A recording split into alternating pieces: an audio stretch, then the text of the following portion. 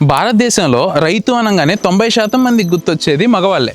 కానీ ఈరోజు మనం కలవబోయేది మాత్రం ఒక మహిళా రైతుని. ఒక గృహిణి, ఆవిడకి ఎన్ని కష్టాలు వచ్చినా కానీ వ్యవసాయం మాత్రం ఆపలేదు. ఒక సాధారణ రైతు స్థాయి నుంచి ప్రెసిడెంట్ మెడల్ తీసుకుంటానికి వెళ్ళారంటే ఆవిడ ఏం చేసుంటారు? సాక్షాత్ మోడీ గారే మీరు మా ఇంటికి భోజనానికి రావాలి అని అడిగేలాగా ఆవిడ ఏం చేసుంటారు? న్యూయార్క్ లో అవార్డు వస్తే వీసా అప్లై చేయడానికి వీసా ఆఫీస్కి వెళ్ళి రిజెక్ట్ అయితే కేటీఆర్ గారితో కొట్లాడి మరీ ఆవిడ వీసా తెచ్చుకున్నారంట. అసలు ఇన్ని అవార్డులు ఆవిడ ఎత్తుక్కుంటూ ఎందుకు వచ్చినాయి? ఆవిడ ఎవరు? ఆవిడ పేరేంటి? ఆవిడ ఏం పండించారు? ఇవన్నీ తెలుసుకోవాలంటే మనం ఆవిడని కలవాలి. ఇలాంటి అగ్రికల్చర్ రిలేటెడ్ ఇన్ఫర్మేషన్ వీడియోస్ కోసం ఈ ఛానల్ని సబ్స్క్రైబ్ చేసుకోండి. ఈ ఛానల్ నుంచి వచ్చే కంటెంట్ ఈ రోజు కాకపోయినా కానీ ఫ్యూచర్లో మీకు తప్పకుండా హెల్ప్ అవుతుంది. ఈ రోజు మనం తెలంగాణ జైరాబాద్ దగ్గర ఉన్న పోట్పల్లి గ్రామంలో అయితే ఉన్నాం. మనం కలవబోయే రైతు ఈవిడే. పేరు మోగులమ్మ. ఏజ్ 40 నుంచి 45 సంవత్సరాల మధ్యలో ఉంటాయి. ఆక్యుపేషన్ ఒక రైతు. క్యాస్ట్ దీంతో మనకు పని లేదు. అక్క, అసలు మీరు ఏం పంటలు పండిస్తారు? చిరుధాన్యాలు పండిస్తాం. పాత పంటలు, మిల్లెట్స్. మిల్లెట్స్. చిరుధాన్యాలు అంటే జొన్నలు, సజ్జలు, సామలు, రాగులు, గడ్డి నువ్వులు, మంచి నువ్వులు చెప్తే చాలు ఉన్నాయి అన్నమాట. 80 రకాల విత్తనాలు మా దగ్గర ఉన్నాయి. 80 రకాల విత్తనాలు 80 రకాల విత్తనాలు మా దగ్గర ఉన్నాయి. రబ్బీ, పునాస అంటారు. మీరు ఖరీఫ్ అంటారు. ఖరీఫ్ అంటే వర్షాధారం పంట. వర్షాధారం పంట. రబ్బీ అంటే ఇప్పుడు సత్యం పంటలు అంటారు. ఊర్ల భాషలో సత్యం వండే పంటలు అంటారు. అంటే ఇప్పుడు వర్షం లేదు, మనసుకు వండే పంటలు. ఓకే. ఇప్పుడు ఎకరంలో మీరు ఎన్ని రకాల పంటలు వేస్తారు? ఒక్క ఎకరంలో 30 రకాలు వేస్తాం. 30 రకాల పంటలు వేస్తారు. 30 రకాలు ఎట్లా వేస్తామంటే ఒక్క ఎకరంలో కందిసాళ్ళు వేస్తాం. ఒక్కొక్క సాల్లో ఒక్కొక్క రకం పెడతాం. 30 సాళ్ళు వేస్తాం. దాంట్లో 30 సాళ్ళు కందులు వేస్తాం.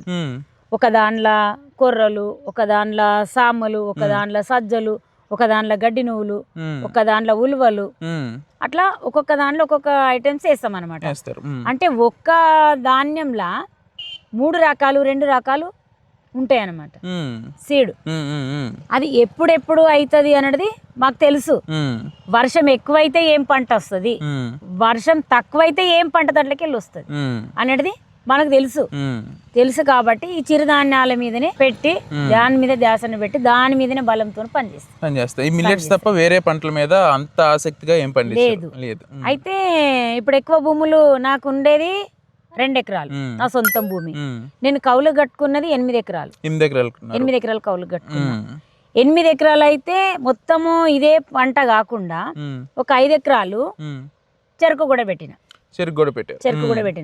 అయితే మాకు డెక్కన్ డెవలప్మెంట్ సొసైటీ ఉంది కదా, ఆడ మేము బెల్లం తయారు చేస్తాం. ఆర్గానిక్ చేసి మా దగ్గర ఉన్న చెరుకుని అక్కడ ఇస్తాం. ఓకే. బెల్లం తయారు చేస్తాం. బెల్లం కూడా అమ్ముకుంటాం. దాంట్లో ఆదాయం మంచిగా వస్తుంది. ఇప్పుడు వేరే వాళ్ళు ఏం చేస్తారంటే ఏదంటే అది పంట పండిస్తారు, ఎరువులు వేస్తారు, యూరియా, పొటాష్, ఇట్లా చాలా ఎరువులు వేస్తారు. దానికి బెల్లం అనేది కరెక్ట్ రాదు. అది ఆర్గానిక్ కాదు. ఆర్గానిక్ కూడా చేసి మా దగ్గర జరలేరు అంటే మీకు తెలియదు, వానపాములు, వర్ణివాసి, పంచగవ్య కషాయం, ఇవన్నీ వేసి మేము తోటను పండిస్తాం. అసలు పెస్టిసైడ్స్ అనేవి వాడరు. ఒక్క ఊర్లో వచ్చేసి 40 మంది ఉన్నారు. ఒక్కొక్క ఊర్లో 40 మంది ఉన్నారు. 40 మందిలా ఇదే పని చేస్తాం. ఇప్పుడు ఏమైందంటే ఈ కాలంకు గవర్నమెంట్ పత్తి, సోయలు ఇలాంటి ఇతనాలు వేరే వేరే సీడ్లు ఇస్తుంటారు కదా. వర్షం పడితే ఒకేసారి పంట పోవచ్చు రావచ్చు. ఆ ఇతనాలు మూలుస్తాయా లేదని గ్యారంటీ లేదు. అందుకని మా భరోసా తోటి మేమే పని చేసుకుంటున్నాం. అట్లని ఈ ఎరువులు వేసి ఈ పంట పెడితే ఎండిపోతాయి. సన్నం ధాన్యాలు, చిరుధాన్యాలు అంటే సన్నం ధాన్యాలు అన్నమాట, ఎండిపోతాయి. ఆ ఎరువులకు దీనికి పని చేయదు. పని చేసినా కూడా 1 సంవత్సరం 2 సంవత్సరాలు వస్తుంది, దిగుబడి ఎక్కువ వస్తుంది. ఆడికించి భూమి గాలిపోతుంది. ఇప్పుడు మా దగ్గర ఉన్న 25 రకాలు 35 రకాలు ఎందుకు పెడతారు మేడం మీరు అని అడిగినా కూడా భూమి ఆరోగ్యంగా ఉంటుంది, మా పశువులు బతుకుతాయి. ఇప్పుడు మీ అసంటోళ్ళు వచ్చిండ్రు అనుకోండి, మేము ఏం చేస్తాము, ఒక కాయ తెంపిస్తాం, ఒక చెరుకీర్స్ ఇస్తాం. వేరే పంటలు పత్తి పెట్టిన అనుకోండి, పత్తి ఒక్కటేసారి పోతే ఆత్మహత్య చేసుకుంటారు. ఇలాంటి పరిస్థితులు కూడా ఉన్నాయి అన్నమాట. గవర్నమెంట్ ఇచ్చిన విత్తనాలకి ఇలాంటి పరిస్థితులు కూడా ఉన్నాయి. మాకేముందంటే మాన పంటలు పెట్టుకుంటే ఒకటి పోతే ఇంకా కొన్ని విత్తనాలు ఇంకా వేరే తెచ్చుకొని కలుసుకుంటే చల్లి మనసుకు వండేటివి కూడా ఉన్నాయన్నమాట విత్తనాలు. ఓకే. అట్లనే మీకు ఇంకా అవార్డుల దగ్గరికి వద్దాం. 2018లో నారీ శక్తి పురస్కారం, ఉన్నతమైన అవార్డు నారీ శక్తి పురస్కారం అనేది, అది ఎలా వచ్చింది అక్క మీకు? ఎలా వచ్చిందంటే మాకు మేనక గాంధీ దగ్గర స్టాల్ పెట్టినాం. అక్కడ ఒక మీటింగ్ జరిగింది ఆమె దగ్గర. అయితే అందరు రైతులకు పిలిచిండ్రు ఢిల్లీకి. పిలిచిన తర్వాత అందరు పోయినరు, మేము కూడా పోయినాం. మాది కూడా పెట్టినాం, మాది కూడా చూసిండ్రు. చూపించడమే కాకుండా మేము వంట కూడా చేసి పెట్టినాం అక్కడే. అంబలి, రాగి అంబలి, జొన్న అంబలి, మళ్ళా మురుకులు, కిచిడి, రొట్టెలు మేము కూడా పెట్టినాం. అయితే మాకు ఒకే రోజులా 1,00,000 రూపాయలు అమ్ముడు పోయింది. పైసలు కూడా అమ్మినాము. మీ అటువంటి టేస్ట్ కూడా చేయనీకి పెట్టినాం. ఫస్ట్ టేస్ట్ చేయనీకి పెట్టినాం. తర్వాత డైలీ కావాలంటే 20 రోజుల ప్రోగ్రామ్ అది. మాకు ఒక్కటి రోజు 1,00,000 రూపాయలు అమ్ముడు పోయింది. అయితే మళ్ళీ మేము మళ్ళీ తీసుకోపోయి మళ్ళా ఫ్లైట్ లో వచ్చి మళ్ళా ట్రాన్స్పోర్ట్ లో వేసుకొని తీసుకొని మళ్ళీ చేస్తే ఆమె చాలా సంతోషపడ్డది అనమాట. అయితే మీరు నిజమే మీరు చేస్తున్నారా, లేకపోతే ఎవరి దగ్గర కొనుక్కొస్తుండ్రా, మీరు పంటలు పండిస్తుండ్రా అని చెప్పేసి మేడంకు సంగారెడ్డిలో మీటింగ్ ఉండే. మేనక గాంధీ నన్ను గుర్తించింది. ఆమె వచ్చింది, ఇక కలెక్టరు ఆమె అందరు వచ్చారు. మా ఊరికి పొట్టిపల్లికి వచ్చారు, మీరు వచ్చినట్లు వచ్చారు. నేను అన్ని విత్తనాలు పెట్టి నేను పంట పెట్టిన. పంట చూశారు. పంట కోతకు వచ్చింది, అన్ని చూసిండ్రు. అవార్డు ఇవ్వాలి మీకు అని చెప్పేసి వాళ్ళు రాసి నాకు మళ్ళీ లెటర్ రాసిండ్రు. ఆ పోయిన తర్వాత 1 నెలకు లెటర్ రాసి మీరు రావాలి అంటే ఫ్లైట్ బుక్ చేసిండ్రు. ఆధార్ కార్డు, ఫోన్ తీసుకొని పోయినా. అక్కడ చరిత్ర చాలా ఉంది. పోయిన ట్రైనింగ్ ఇచ్చారు. ఒక 2 గంటలు ట్రైనింగ్ ఇచ్చారు. ఎట్లా అవార్డు తీసుకోవాలి, ఎట్లా సార్కు మాట్లాడు, ఎట్లా తీసుకోవాలి ట్రైనింగ్ ఇచ్చింది. ట్రైనింగ్ ఇచ్చిన తర్వాత అక్కడ ఏం జరిగిందంటే మంచి పట్టు చీరలు కట్టుకొని వచ్చిండ్రు. అక్కడ మాకు ఇచ్చింది 20 మందికి ఏమి ఇచ్చారు, 23 మందికి ఇచ్చారు అవార్డు. వేరే పనులు అంటే ఏ పనికి వాళ్ళకి ఏదేముంది అది గుర్తించారు ఇండియా మొత్తం.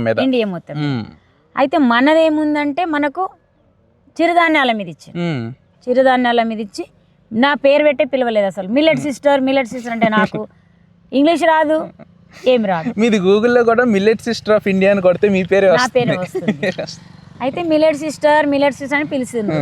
నేను నా మిల్లెట్ సిస్టర్ అంటే ఏమో నాకు తెలియదని నేను అనుకున్నాను, తెలియదు కదా. ఇక అట్లా అని చెప్పేసి సరే ట్రైనింగ్ చేసి నేర్చుకున్నా, అన్ని వేసుకున్న తర్వాత అందరు పొద్దున్నే తయారుపడ్డారు. నేను కూడా తయారుపడ్డా. అయితే నేను ఒకటి ప్రత్యేకత ఏం చేసిన అంటే నేను ఎన్నుల చీర కట్టుకున్నా. ఎన్నులు రకరకాల వెన్నులు ప్రింట్ చీర, జొన్న, సజ్జ, రాగి అన్ని నా చీర మీద ఉన్నాయి అన్నమాట.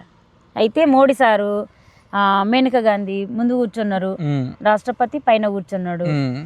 ఒక 9 మందికి ఇచ్చిండ్రు. 9 మంది తర్వాత నాకు పిలిచిండ్రు మిల్లెట్ సిస్టర్ అని అంటే నేను వెళ్ళి 2 సార్లు నమస్కారం చేసిన. ఆగు అంటే అట్లే ఆగిపోయినా.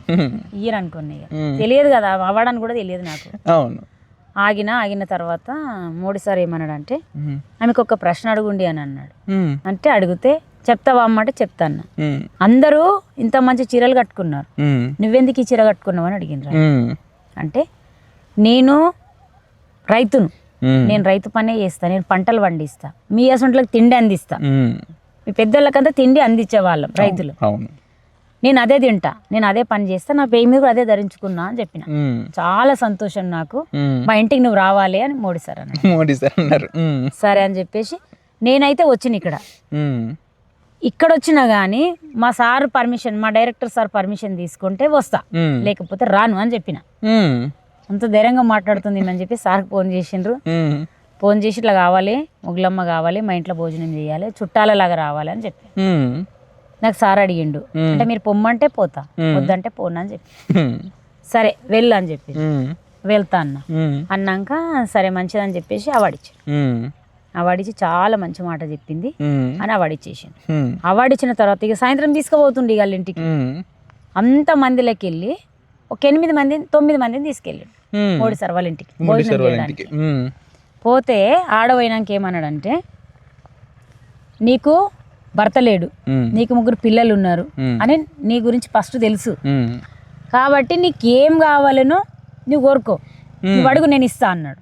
ఆయన ముందే తెలుసుకున్నారు మా గురించి. తెలుసుకొని అవార్డు రాసి నన్ను అడిగిన అనమాట, నీకు ఏం కావాలి, నువ్వు చెప్పు, నీకు పిల్లలు ఉన్నారు, భర్త లేడు, నువ్వేం కావాలన్నా నేను ఇస్తాను మోడీ అన్నాడు. అయితే నేనేమన్నా, సార్ నాకేం వద్దు, చిరుధాన్యాలకు రేటు మద్దతు చెయ్యు, మార్కెట్ లేదు, అదొక్కటి చేస్తే ప్రపంచంలో అందరు బతుకుతారు, అందులో నేను బతుకుతా, నాకేం వద్దు సార్ అని చెప్పిన. చాలా సంతోషపడి 25,000 రూపాయలు చేతిలో పెట్టారు మోడీ గారు. పెట్టి ఏం చేసిండంటే, ఈ రోజు కాదు నువ్వు పోయేది, ఇంకా 2 రోజులు ఉండని చెప్పిండు. ఇంకా 2 రోజులు మేనక గాంధీ ఇంట్లో ఆమె సన్మానం చేసి, ఆమె చుట్టంలాగా ఆమె భోజనం చేపించి, ఆమె దగ్గర ఒక రోజు, ఈయన దగ్గర ఒక రోజు, రాష్ట్రపతి ఇంట్లో ఒక రోజు. రాష్ట్రపతి అప్పుడు రామ్నాథ్ కోవింద్ బ్యాగరోళ్ళు ఉండ్రి, తక్కువ కులం నుంచి అంత పెద్ద స్థాయిలో ఆయన ఉన్నాడు కాబట్టి, తక్కువ కులంలో అయినప్పటికీ ఇప్పుడు ఎస్సీలకు వాళ్ళకి దగ్గరే సంబంధం కదా, నువ్వు మా ఇంటికి రావాలని ఆయన ఇంటికి తీసుకెళ్ళి అట్లా 3 రోజులు ఉండి, ఒక రోజులో పోయొచ్చేదాన్ని 3 రోజులు ఉన్నాను అన్నమాట. చాలా మంచి పనులు చేసినావు, చాలా మంచి మాటలు మాట్లాడినావు, ఇంతమందిలో ఎవరు ఇంత మంచి మాటలు మాట్లాడలేదు అని వాళ్ళు నన్ను గుర్తించి అట్లా చేసాను. ఇప్పుడు 2019లో మళ్ళీ ఈక్వేటర్ ప్రైజ్ న్యూయార్క్ యుఎస్ఏలో మీకు చదువుకోలేదని వీసా లేకపోతే కేటీఆర్ గారితో కొట్లాడి మరి వెళ్ళాట. అవును. అయితే ఈ మేనకా గాంధీ వాళ్ళు వచ్చినప్పుడే వాళ్ళు ఇక్కడ ట్రైనింగ్ చూడడానికి వచ్చిండ్రు న్యూయార్క్ వాళ్ళు, నీ అటువంటి వాళ్ళు 2 ఆడపిల్లలు 2 మగపిల్లలు వచ్చిండ్రు చూడడానికి. నేను వాళ్ళు 3 నెలల ట్రైనింగ్ నేర్చుకున్నారు ఇక్కడ వాళ్ళు. నేను విత్తనాలు అన్ని వర్షి ఒక్కొక్క రకం ఎట్లా పెడుతున్నానో చూసిరు వాళ్ళు కూడా చూసి, వాళ్ళు పంట పెట్టేటప్పుడు చూసిండ్రు. తర్వాత గట్టు మీద ఉంది నా చేను, గట్టు మీద ఆడ ఎక్కితే మళ్ళీ ఎక్కి మళ్ళీ దిగితే చాలా అయిపోతుంది వాళ్ళకి. ఆ విధంగా ఆడ ఇంటర్వ్యూ చేసుకొని వాళ్ళు కూడా గుర్తించారు. పర్యావరణ కాపాడుతుంది. ఇప్పుడు జంతువులకు కానీ, పిట్టెలకు కానీ, పురుగులకే కానీ పత్తి తింటాయా తినయి, చెరుకు తింటాయా తినయి. ఈ పంటలు పర్యావరణ కాపాడు అన్నిటికీ కూడా వర్తిస్తుంది అని వాళ్ళు పర్యావరణం మీద ఇచ్చారు అవార్డు. అక్కడ 4 పోయినాం. ఎక్స్ప్లెయిన్ చేయడానికి మేడము, విడియ తీయడానికి ఒక అమ్మాయి, పర్యావరణం అంటే ఆమె గుబ్బళ్ళకి చెట్లు పెడుతుండే అనుషమ్మ అని ఆమె, చిరుధాన్యాలు పండించడం ఆమె, నేను 4 పోయినాం. మాకు అక్కడ కూడా ఈక్వేటర్ అవార్డు ఇచ్చి 33 లక్షల అవార్డు ఇచ్చి అక్కడనే అక్కడ 15 రోజులు.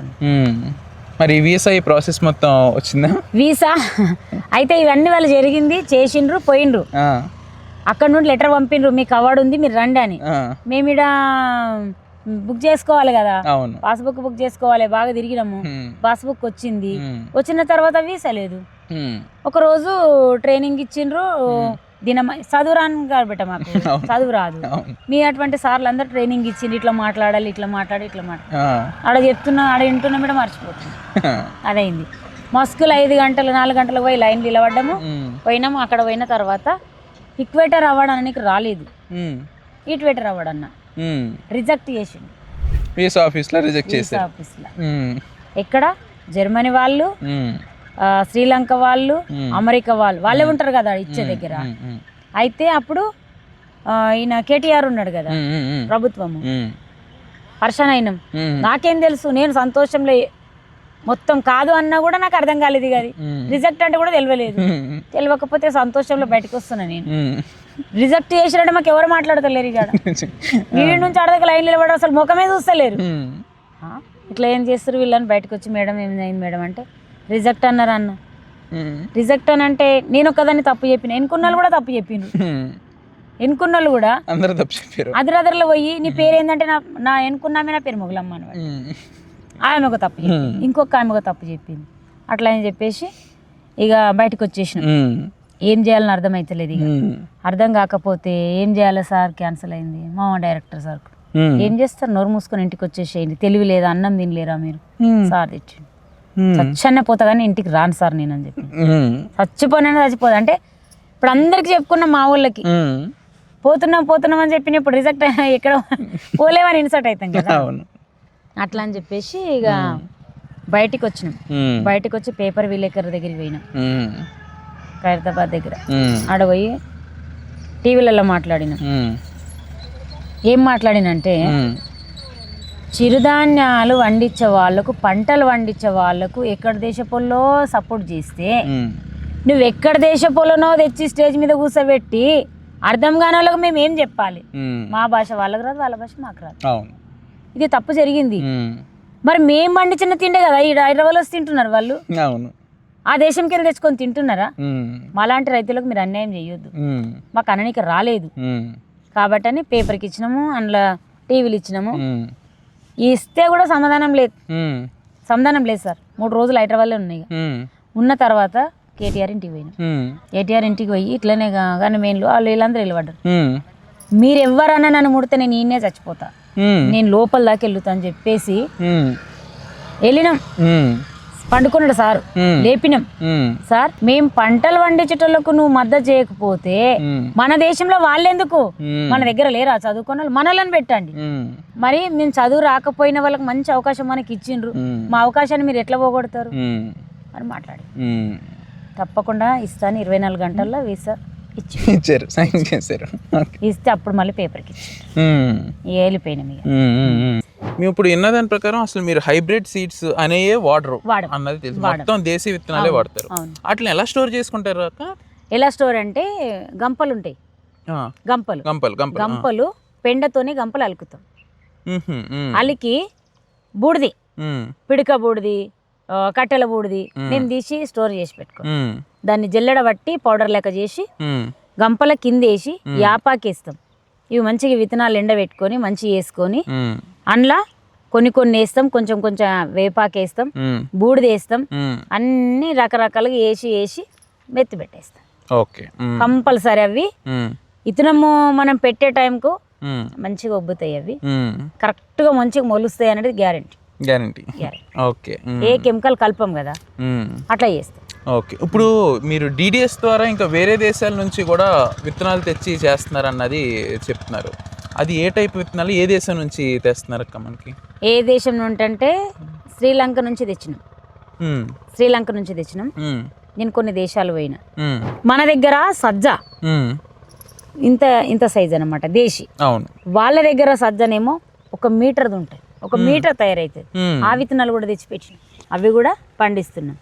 వాళ్ళ దగ్గర ఉన్న కొర్రలు నల్లయి, బ్లాక్ కలర్ ఉంటాయి, పూర్తిగా నల్లగా అంటే నల్లగా ఉంటాయి, అవి కూడా తెచ్చినాం. మెరూన్ కలర్ ఉన్నాయి, అవి కూడా తెచ్చినాం. అంటే మా విత్తనాలు వాళ్ళకి ఇచ్చినాము, వాళ్ళ విత్తనాలు మేము తెచ్చుకున్నాం. అట్లా తెచ్చుకొని పండిస్తున్నాం. నాగాలాండ్, నేపాల్లో కూడా సేమ్ వాళ్ళ దగ్గర ఉన్న విత్తనాలు మేము తెచ్చుకున్నాం, మా విత్తనాలు వాళ్ళకి ఎక్స్చేంజ్ చేసాం. ఆ విధంగా కూడా చూస్తున్నాం అన్నమాట. Okay okay. అట్లా సుమారు మీ దగ్గర బయట విత్తనాలు, బయట కంట్రీస్ నుంచి తెచ్చినవి కానీ బయట దేశాల నుంచి తెచ్చినవి కానీ మీ దగ్గర ఉన్నాయి, ఎన్ని రకాల విత్తనాలు ఉన్నాయి అక్క సుమారు? బయట నుంచి తెచ్చినాయా? తెచ్చినవి ఒక 15 రకాలు తెచ్చిన. 15 రకాల దాకా తెచ్చారు. ఇక్కడ దేశీ వెరైటీ ఎన్ని ఉన్నాయి? దేశీ వెరైటీ 60 రకాలు ఉన్నాయి మా అన్న దిక్కు. జమానాల నుంచి ఉన్న విత్తనాలు ఉన్నాయి. ఓకే, పాత నుంచి.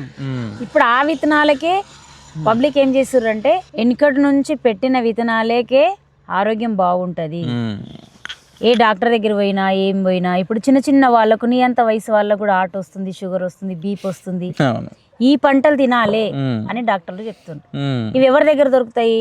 డిడిఎస్లో ఎవరైతే ఉన్నారో మహిళలు వాళ్ళ దగ్గరనే దొరుకుతాయి, వేరే వాళ్ళ దగ్గర దొరకాయి అనేది ఒక నమ్మకం.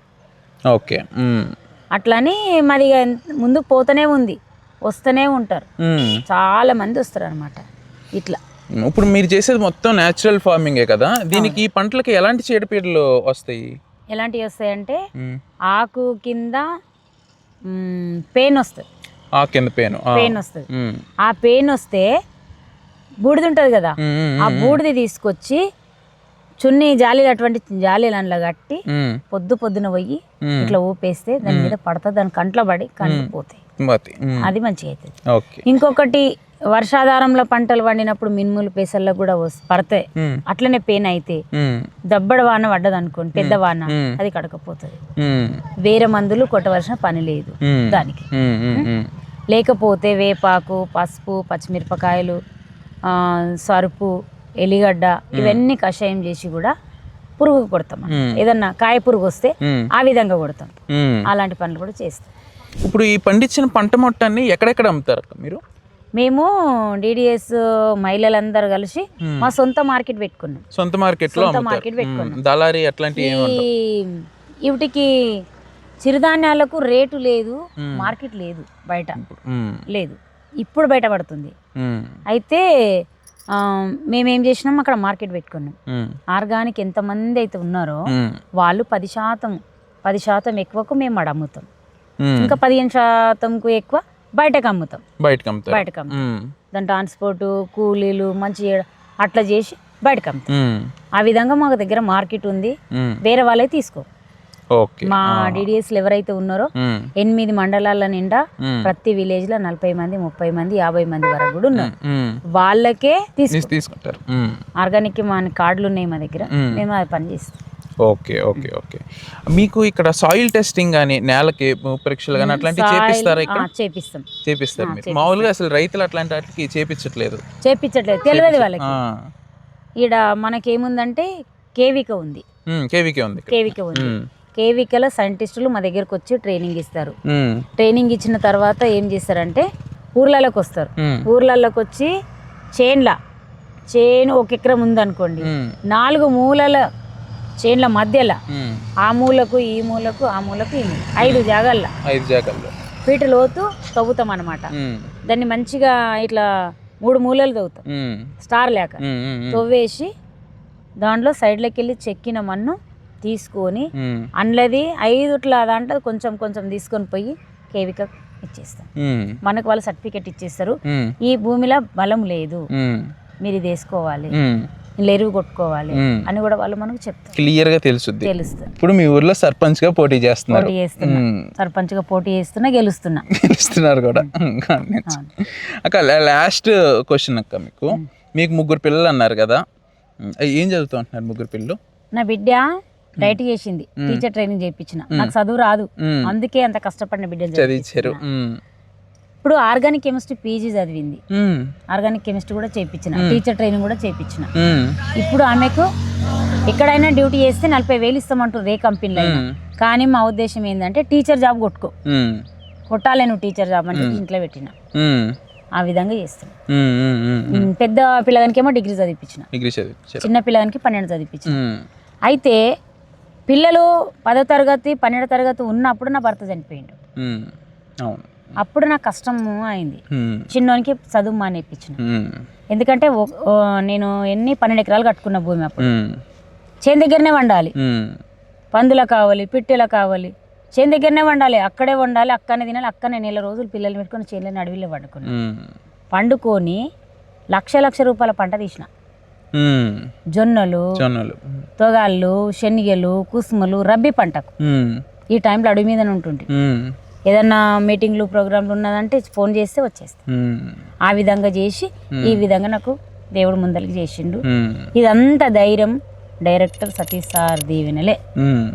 ఇంత వారదకు నాకు చేసిండంటే ఏ గుర్తు లేని దానికి ఎవరెవరి దగ్గరనో పంపించినాం, అందరు గుర్తయిండ్రు. ఇప్పుడు ఎవరికైనా మాట్లాడగలుగుతా, కలెక్టర్ దగ్గరకైనా ఇంటికి పోయి మాట్లాడగలుగుతారు. డైరెక్ట్ డిడిఎస్ వల్ల మేమంటే మాకు ఎవరివన్నా డిడిఎస్ మహిళలు అంటే దారి ఇచ్చేస్తారు, మాట్లాడుకోండి అంటారు, అట్లా పర్మిషన్ ఇస్తారు. అట్లా మాకు డిడిఎస్ అండగా ఉంది. దాంతో ఇంకొకటి అంత అండగా ఉన్నా కూడా మనం చేసేది కూడా కావాలి కదా, ఆ విధంగా పంటలు కూడా పెడతాం. ఇప్పుడు మీ పిల్లలు మేము ఉద్యోగం చేయము, వ్యవసాయమే చేస్తాము అని అంటే మీరు ఏమంటారు? చేపిస్తాం, వ్యవసాయం చేపిస్తారు. కానీ చేసే వాళ్ళు ముందటికైతే రావాలి కదా. అవును, ఎండకు ఓపరు, షీదులో ఓపరు, కానీ నా వెనకాల ఉండి సపోర్ట్గా ఉంది. నా కొడుకులకు వస్తుంది పని, నా బిడ్డకి వస్తుంది. నా బిడ్డ పీజీ చేసింది, కానీ చేనులో నేను కలుస్తుంది, నేను తెంపితే అట్లా కూడా ఉంది. పొలం పనులు కూడా వచ్చు, అన్నీ వచ్చు. దాని మీదనే దీని మీదనే ఆధారం ఏం లేదు. నేను రైతునే, నేను పంటలే పండిస్తా, నా పని అదే ఉంటుంది. అందులోకి వెళ్ళి కూడా మళ్ళీ ఇప్పుడు ఇందులోకి వచ్చిన, ఇది కూడా సాధించాలని. సర్పంచ్ తప్పకుండా సాధిస్తారు. మీరు చాలా చిన్న స్టేజ్ నుంచి ఇక్కడ దాకా వచ్చారు. ఇండియా మొత్తానికి ఇన్స్పిరేషన్ మీరు. ఈ స్టోరీ బాగా చూపిస్తాం.